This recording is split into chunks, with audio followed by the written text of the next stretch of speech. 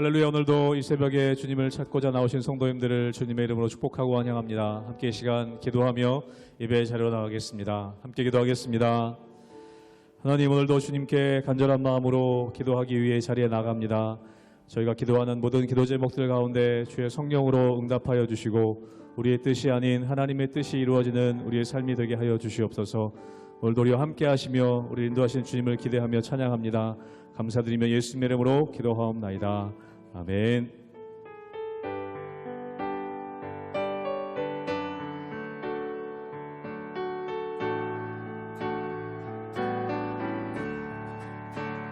내 모든 소원 기도의 제목 예수님 남기 원함이라. 예수님 영상 나 입기 위해 세상에 보았기 전에 예수님 닮기 내가 원하네. 날 구원하신 예수님을 내 마음속에 지금 너로사 주님의 영상 잊히소서. 무한한 사랑 풍성한 긍휼 슬픈 자 위로하시는 주. 길 잃은 죄인 부르는 예수 그 영상 담게 없소서. 예수님 남기 내가 원하네.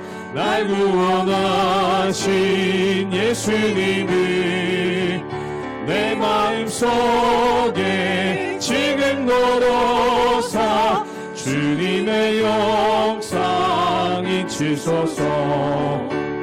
겸손한 예수 거룩한 주님 원수의 멸시 참으시사 우리를 위해 고난을 받은 구주를 담게 없소서.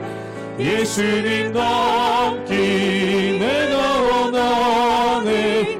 날 구원하신 예수님을 내 마음속에 지금 너로사 주님의 영상 잊히소. 예수님 닮기 예수님 닮기 내가 원하네. 날 구원하신 예수님을 내 마음속에 지금 너로사 주님의 영상 잊히소서.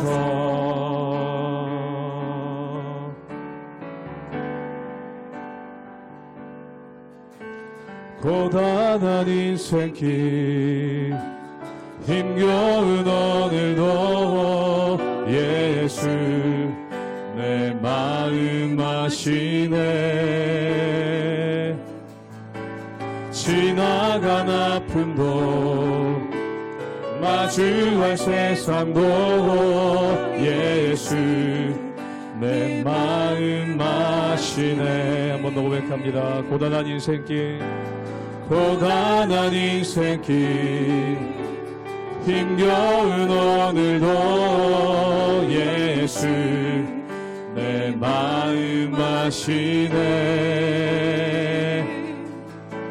지나간 아픔도 마주할 세상도 예수 내 마음 아시네. 믿음의 눈 들어 믿음의 눈 들어 주를 보리.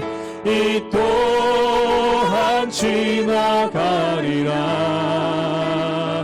주어진 내 삶의 시간 속에 주의 뜻 알게 하소서. 2절로 고백합니다. 하루를 살아도 하루를 살아도 기쁨으로 가리. 예수 늘 함께 하시네. 후회도 염려도 온전히 맡기리. 예수 늘 함께 하시네. 믿음의 눈 들어, 믿음의 눈 들어 주를 보리. 이 또한 지나가리라. 주어진 내 삶의 시간 속에 주의 뜻 알게 하. 믿음의 눈 들어 주를 보리. 믿음의 눈 들어 주를 보리. 이 또한 지나가리라. 주어진 내 삶의 시간 속에 주의 뜻 알게. 우리 목소리 높여 믿음의 눈 들어 주를 보리. 믿음의 눈 들어 주를 보리. 이 또한 지나가리라. 주어진 내 삶의 시간 속에 주의 뜻 알게 하소서.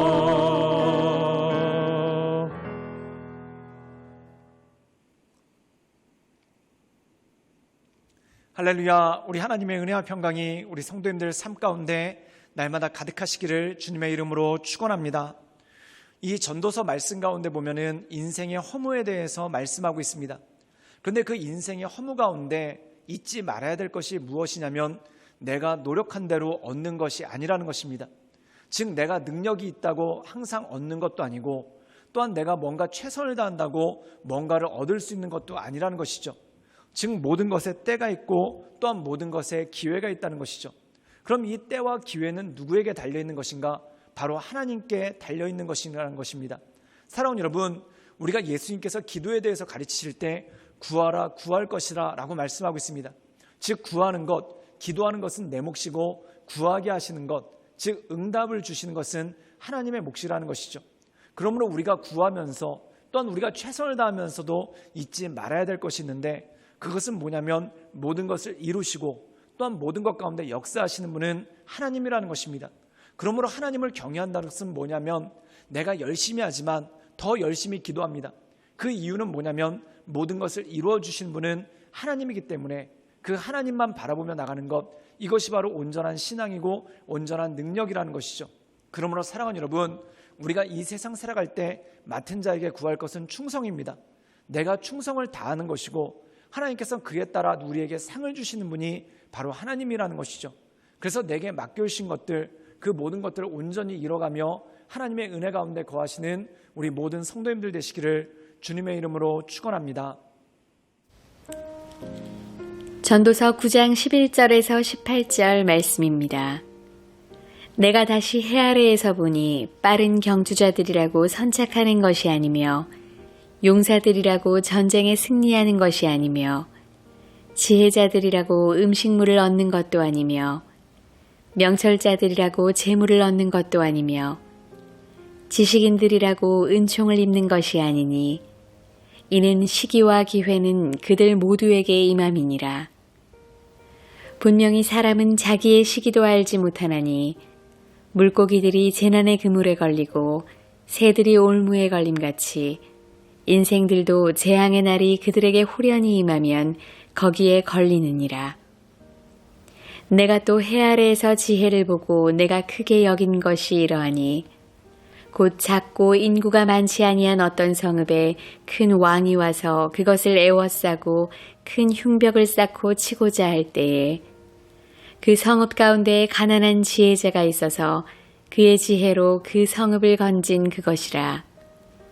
그러나 그 가난한 자를 기억하는 사람이 없었도다. 그러므로 내가 이르기를 지혜가 힘보다 나으나 가난한 자의 지혜가 멸시를 받고 그의 말들을 사람들이 듣지 아니한다 하였노라. 조용히 들리는 지혜자들의 말들이 우매한 자들을 다스리는 자의 호령보다 나으니라.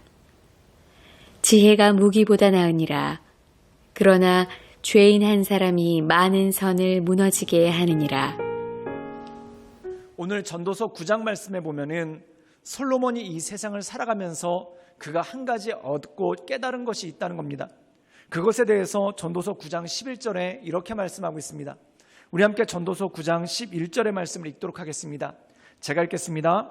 내가 다시 해 아래에서 보니 빠른 경주자들이라고 선착하는 것이 아니며 용사들이라고 전쟁에 승리하는 것이 아니며 지혜자들이라고 음식물을 얻는 것도 아니며 명철자들이라고 재물을 얻는 것도 아니며 지식인들이라고 은총을 입는 것도 아니니 이는 시기와 기회는 그들 모두에게 임함이니라.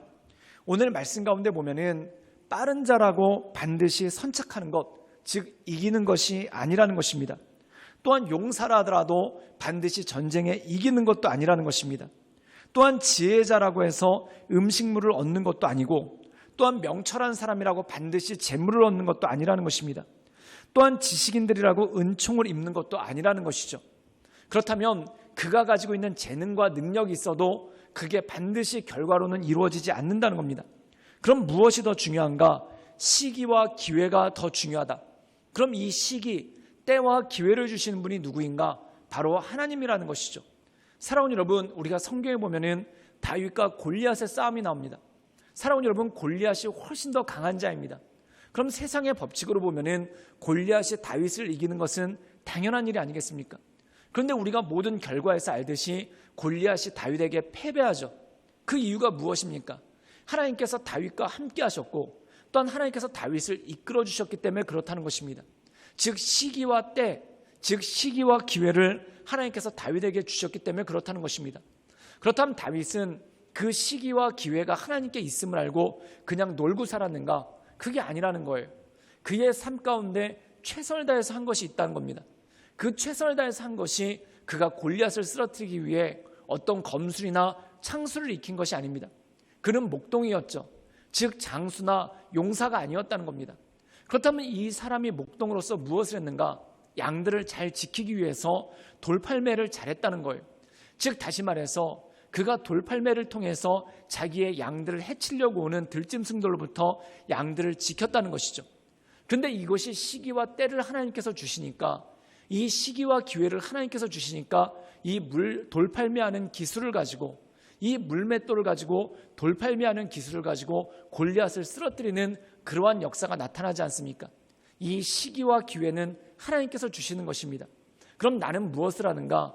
이 시기와 기회를 하나님께서 주실 때까지 인내하며 나를 연마하는 것, 또한 내게 맡겨주신 모든 일들을 최선을 다해 하나님께 영광된 삶의 제사를 올려드리는 것, 이것이 바로 지혜자의 모습이고 하나님께서 기뻐하시는 사람의 모습이라는 것이죠.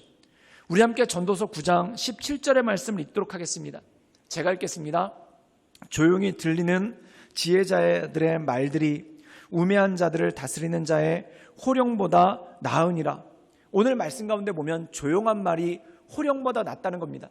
우리가 흔히 얘기할 때 목소리 큰 사람이 이긴다고 그러지 않습니까? 그것은 세상의 법칙입니다. 하나님의 법칙은 누구인가?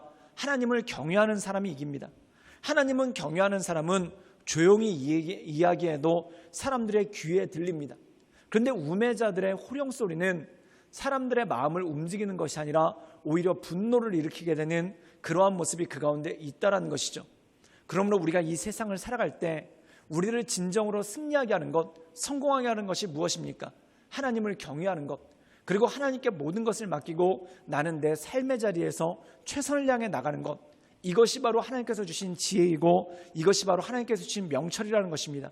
그러므로 그 하나님만을 바라보며 하나님의 인도하신 가운데 날마다 승리하며 나가시는 우리 모든 성도님들 되시기를 주님의 이름으로 축원합니다. 함께 기도하시겠습니다. 늘 언제나 살아서 역사하신 주님, 날마다 주님을 바라보며 하나님의 은혜 가운데 그 인도하신 가운데 나갑니다. 우리의 삶을 강건케 하시고 또한 우리의 삶을 온전케 하셔서 크신 하나님만을 바라보며 하나님의 은혜 가운데 우리가 늘 온전함으로 살아갈 수 있도록 주여 도와주시고 주님 역사하여 주시옵소서.